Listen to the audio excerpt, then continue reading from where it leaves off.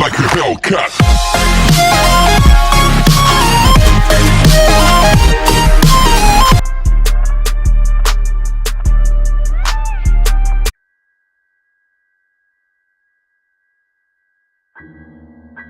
Bă, dar nu vreau să fac temele, ce naiba?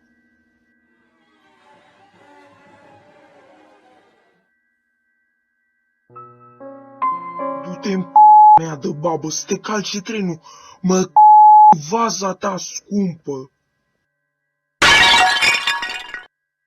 Aoleu, ce-am făcut? Dacă nu găsesc o ascunzătoare rapidă și bună, am belit-o.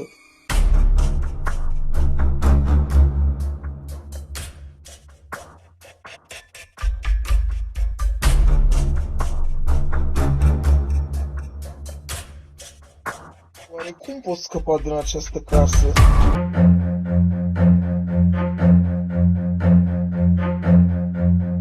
Run.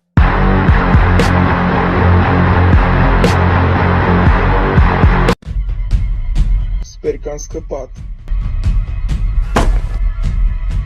De unde a apărut ciocanul ăsta? Sper să mă ajute la ceva.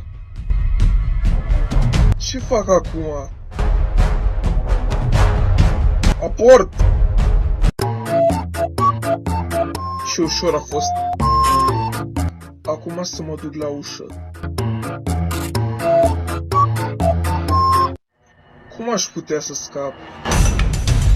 Mă duc să caut o cheie.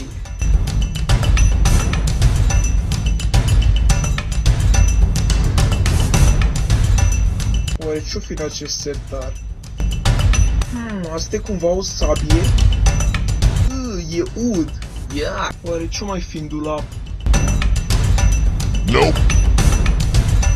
O cheie. Perfect.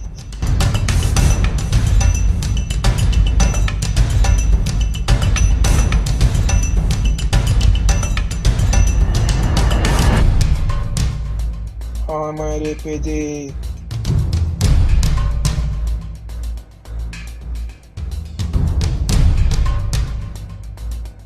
Ok, acum mai trebuie doar un ciocan.